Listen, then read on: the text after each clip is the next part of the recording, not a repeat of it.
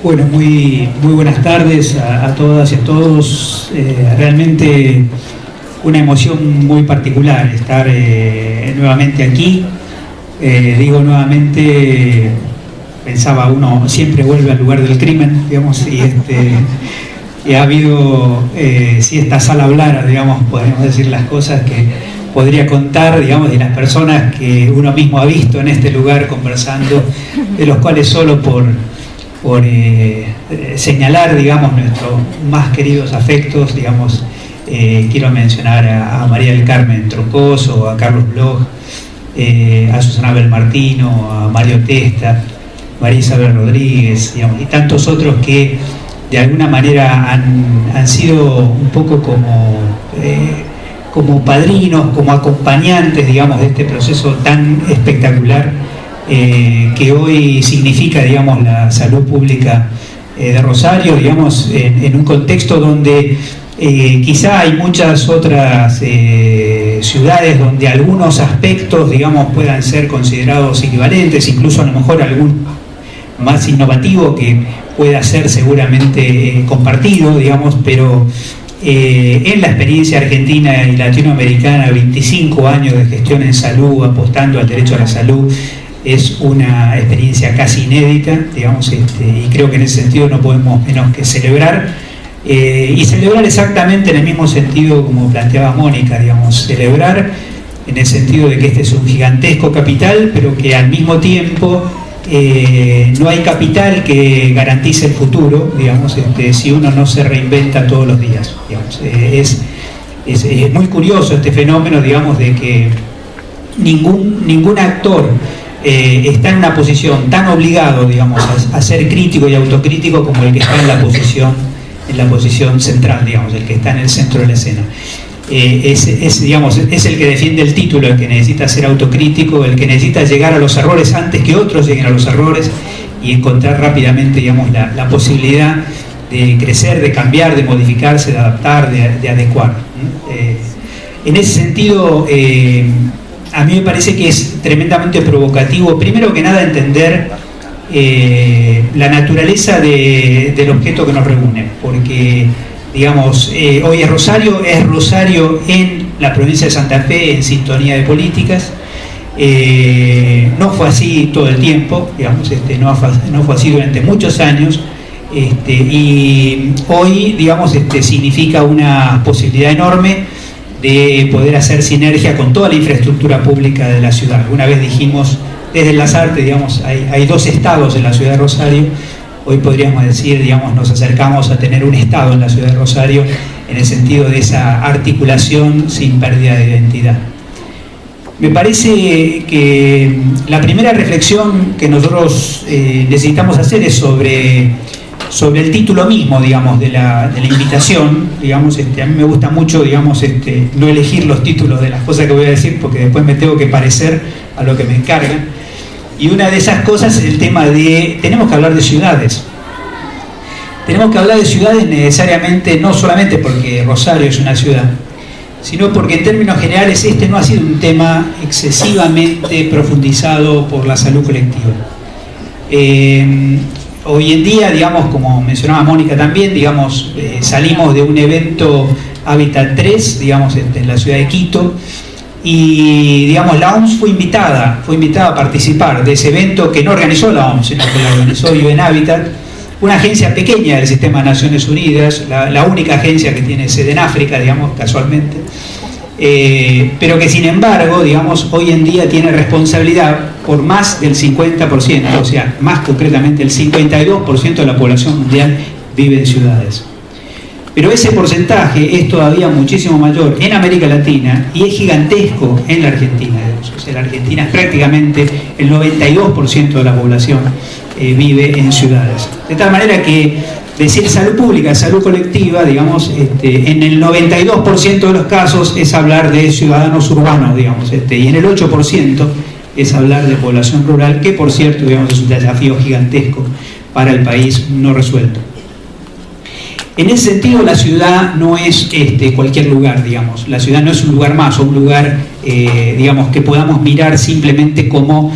una curiosidad dentro del análisis general de la salud pública, porque la ciudad es un hábitat, pero es un hábitat construido, digamos.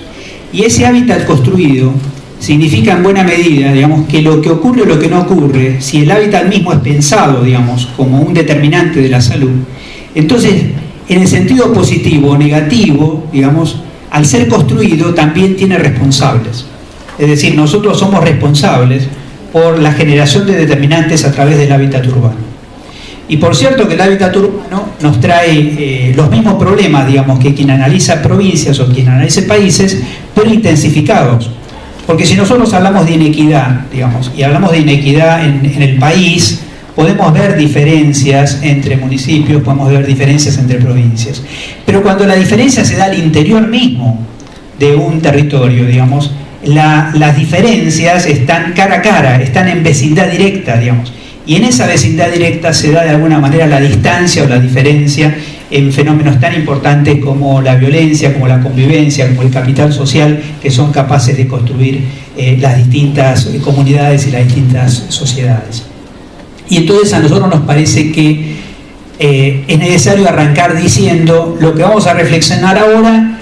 es un panorama más general de la política pública y sin embargo todo está intensificado en el ámbito de las ciudades. Y en ese sentido quiero señalar que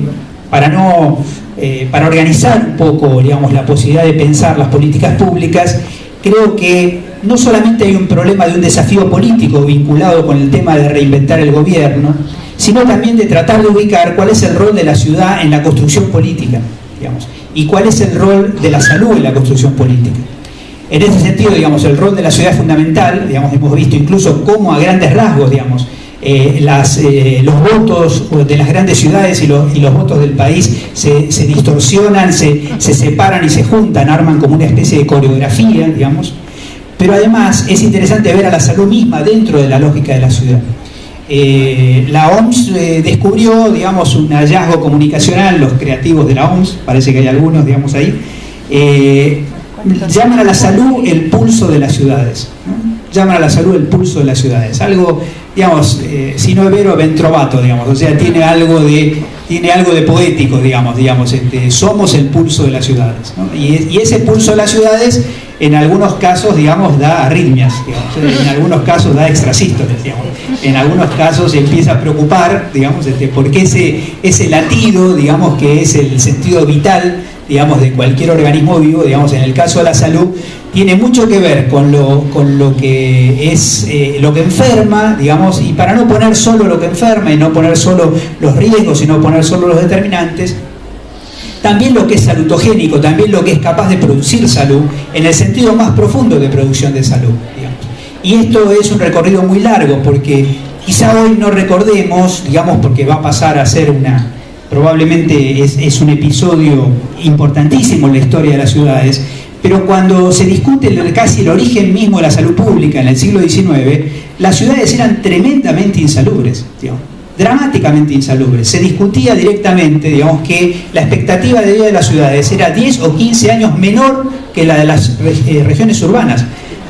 que las regiones rurales, digamos. Al punto que en algunos casos tenemos higienistas, digamos, argumentando que, digamos, bueno, bien valía el precio de perder algunos años de vida por todos los beneficios que traía la ciudad, digamos. Estábamos en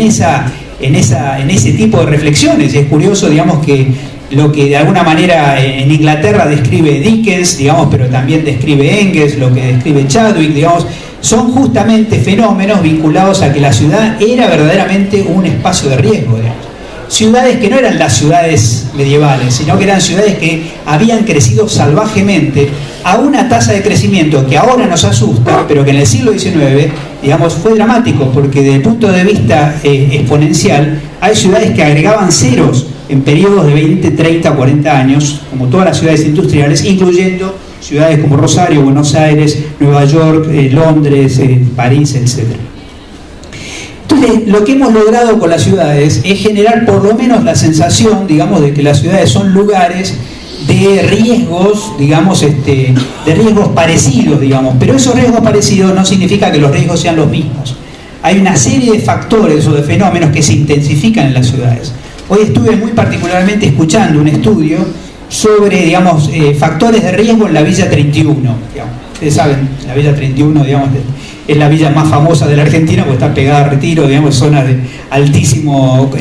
valor de la tierra, digamos,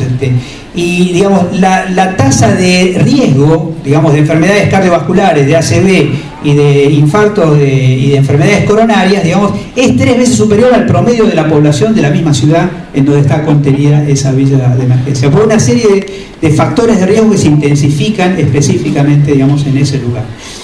Con lo cual, digamos, la diferencia y la distancia, estamos hablando de, digamos, de cambios en la expectativa de vida en cuadras de diferencia, apenas a cuadras de diferencia. Esto se da entonces como un factor de intensificación, digamos, las ciudades son también protagonistas del 60% del Producto Bruto Interno del mundo,